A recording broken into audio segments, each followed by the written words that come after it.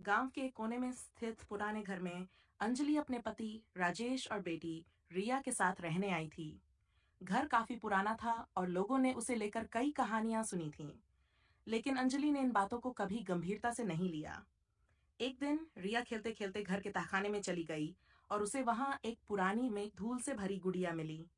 रिया ने बड़ी मासूमियत से उसे उठाया और मां के पास लेकर आई। अंजलि ने गुड़िया को देखा। उसकी आंखें बड़ी बड़ी और काले रंग की थीं, मानो किसी की ओर लगातार देख रही हों। अंजलि ने रिया से कहा, ये गुड़िया बहुत पुरानी है, इसे छोड़ दो। लेकिन रिया जिद करने लगी और अंततः अंजलि ने उसे रख लेने दिया। पहली रात से ही अजीब घटनाएं शुरू हो गईं। रात के बीचों बीच अंजलि ने रिया को हंसते हुए सुना, लेकिन जब उसने रिया के कमरे में जाकर देखा तो रिया गहरी नींद में सो रही थी और गुड़िया उसकी बगल में रखी थी। अंजलि को लगा कि शायद उसने गलत सुना होगा, लेकिन अगले दिन गुड़िया का चेहरा अजीब रूप से बदल गया। उसकी आंखें पहले से ज्यादा काली लग रही थीं और उसका चेहरा पहले जैसा नहीं था। अंजलि ने राजेश से कहा, मुझे इस गुड़िया में कुछ अजीब लग रहा है, हमें इसे फेंक देना चाहिए। राजेश ने इसे अंजलि का भ्रम समझा और कहा, तुम बेकार में डर रही हो, ये सिर्फ एक खिलौना है। लेकिन अजीब घटनाएं लगातार बढ़ती रहीं।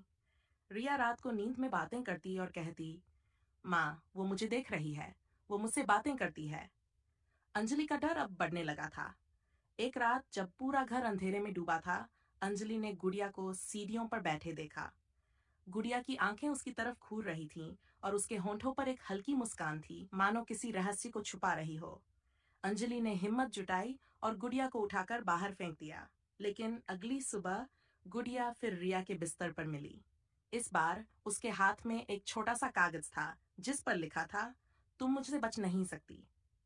अंजलि ने महसूस किया कि अब ये सिर्फ एक गुड़िया नहीं थी, वो एक आत्मा का वास थी जो कुछ चाहती थी।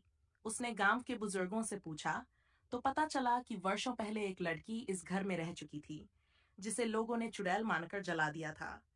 उस लड़की की आखिरी निशानी यही गुड़िया थी जो अब अपने साथ हुए अन्याय का बदला लेना चाहती थी।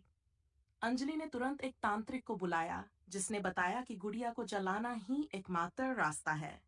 उस रात तांत्रिक ने गुड़िया के चारों ओर मंत्र पढ़ना शुरू किया।